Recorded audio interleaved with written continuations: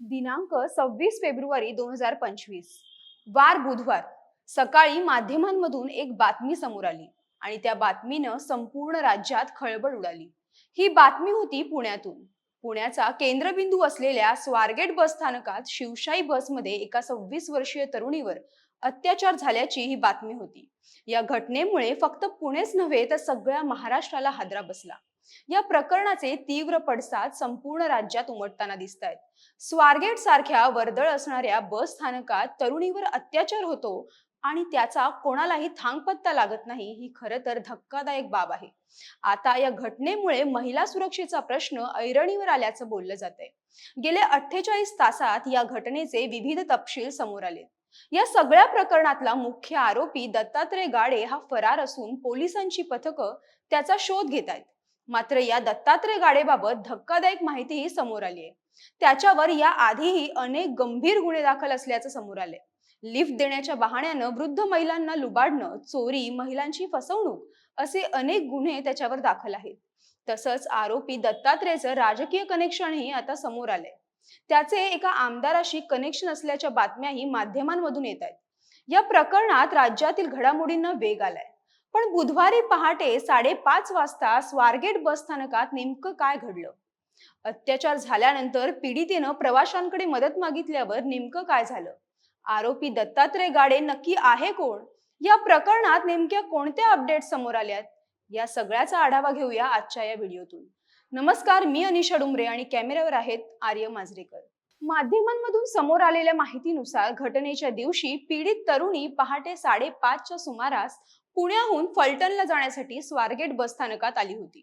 ती बसची वाट पाहत थांबली असताना त्यावेळी आरोपी दत्तात्रय गाडे हा तरुणीच्या आजूबाजूलाच घुटमळत असल्याचं सीसीटीव्ही फुटेजमध्ये दिसून आल्याचं पोलिसांकडून सांगण्यात आलंय. तरुणीच्या एकटे असण्याचा फायदा घेत आरोपीनं तिला हेरलं.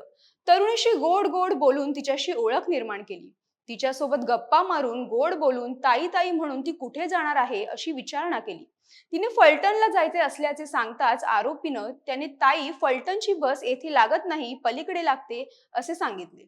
मात्र पीडितेने मी नेहमीच येथून बसते, माझी एसटी याच ठिकाणी थांबते असे म्हणत पलीकडे जाण्यास नकार दिला. त्यावर त्याने तो कंडक्टर असून इथे गेली 10 वर्षे काम करत असल्याचं खोटं सांगून तिचा विश्वास संपादन केला. तुझी बस दुसरीकडे लागली आहे, मी तुला तिकडे घेऊन जातो असं सांगितल्यावर तरुणी आरोपीच्या पाठीमागे चालत गेल्याचं सीसीटीव्ही फुटेजमध्ये दिसून आलंय. त्यानं तिला स्वारगेट सोलापूर शिवशाही बस जवळ नेलं. तेथे गेल्यावर तिने बसमध्ये अंधार दिसत असल्याचं सांगितलं. यावर आरोपीनं रात्रीची बस असल्यानं प्रवासी लाईट बंद करून झोपले असल्याचं सांगितलं. तुला हवं तर तू वर चढून टॉर्चने चेक कर असंही तो म्हणाला. त्याच्यावर विश्वास ठेवत तरुणी बसमध्ये चढली. तरुणीनं बसमध्ये प्रवेश करताच आरोपीही तिच्या मागून आत शिरला. त्यानं पटकन आतमध्ये जाऊन बसचा दरवाजा लावून घेतला आणि त्यानंतर आरोपीनं तरुणीवर अतिप्रसंग केला. अत्याचार झाल्यानंतर आरोपी बसमधून उतरून निघून गेला. या घटनेनं तरुणीला मोठा धक्का बसला होता. त्यानंतर 2 मिनिटाच्या अंतरानं मुलगीही बसमधून खाली उतरली. खाली आल्यावर तिनं एका प्रवाशाला आरोपीनं केलेल्या कृत्याबद्दल माहिती दिली. मात्र त्यानं तिच्याकडे दुर्लक्ष केलं. यानंतर पीडित तरुणी काही वेळानं आलेल्या फलटणच्या बसमध्ये बसून गावी निघाली होती. अत्याचार केल्यानंतर आरोपीनं पीडितेला जीवे मारण्याची धमकी दिली होती. या घटनेची कोणाकडे वाच्यता केल्यास तुला जीवे मारेन असे त्याने धमकावले होते. मात्र प्रवासात अस्वस्थ वाटत असतानाच पीडितेनं धीर एकवटून मित्राला फोन केला आणि घडलेला सगळा प्रकार सांगितला. मित्रानं धीर दिल्यावर तिनं निम्म्या रस्त्यातून माघारी येऊन सकाळी 9च्या सुमारास स्वारगेट पोलीस ठाण्यात तक्रार दाखल करत घडल्या प्रकाराची माहिती दिली. गुन्हा दाखल झाल्यानंतर पोलिसांनी तातडीने सीसीटीव्ही फुटेज ताब्यात घेऊन आरोपीची ओळख पटवली. दत्तात्रय रामदास गाडे असे आरोपीचे नाव असून त्याच्या विरुद्ध स्वारगेट, शिरूर, शिक्रापूर पोलीस ठाणे अंतर्गत गंभीर चोरीचे गुन्हे दाखल आहेत.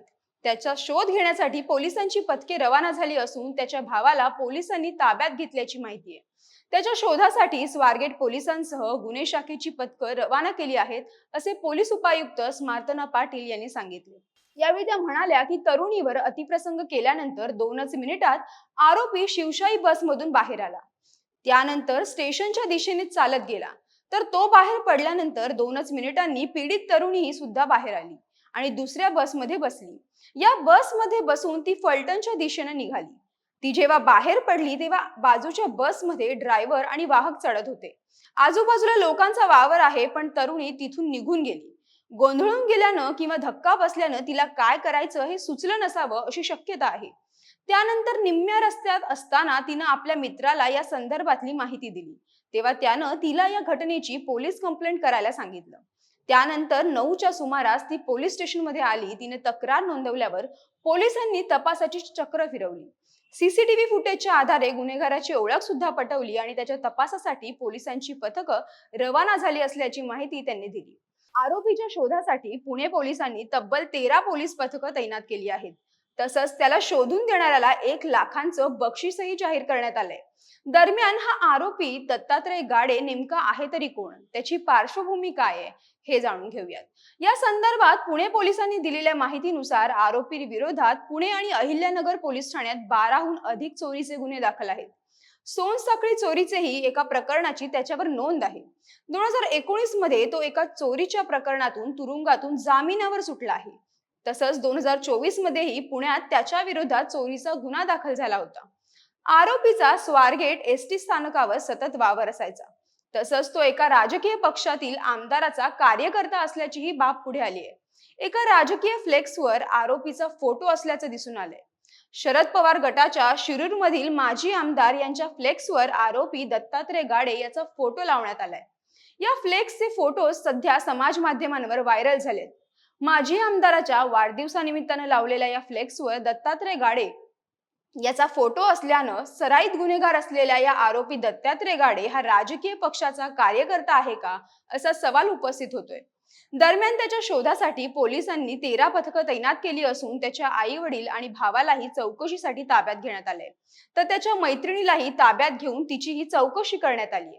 त्याच्या 10 मित्रांची चौकशी करण्यात आली. या चौकशीच्या आधारे पोलीस त्याच्या मागावर आहेत. आरोपीची मैत्रीण भोर तालुक्यात राहायला आहे. पोलिसांनी तिची चौकशी केली. चौकशीत आरोपीनं मैत्रिणीकडे तिच्या संपर्कात असलेल्या मैत्रिणींचे मोबाईल नंबर मागितले होते. त्यांनाही त्यानं त्रास देण्याचा प्रयत्न केल्याची माहिती या चौकशीतून मिळाली आहे. आरोपीने आणखी काही तरुणींना त्रास दिल्याचा संशय पोलिसांना आहे. त्या दृष्टीने तपास करण्यात येतो आहे. दरम्यान ज्या एसटी बसमध्ये आरोपीनं तरुणीवर अतिप्रसंग केला त्या बसची फॉरेन्सिक एक्सपर्ट्स कडून तपासणी करण्यात येणार आहे.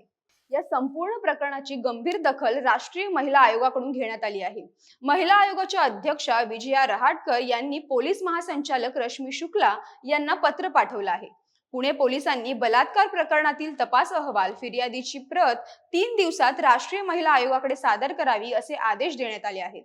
पुणे पोलिसांकडून या आरोपीचा शोध अद्याप सुरू आहे. मात्र पुणे शहरातली वाढती गुन्हेगारी आणि महिलांवरील अत्याचाराच्या घटनांचा मुद्दा तापला असताना हे आणखी एक प्रकरण समोर आल्यानं सर्वत्र एकच संतापाची लाट पसरली आहे.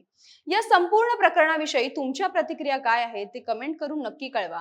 व्हिडिओ आवडल्यास लाईक करा, शेअर करा आणि महाएमटीव्हीच्या YouTube चॅनलला सबस्क्राईब करा. धन्यवाद.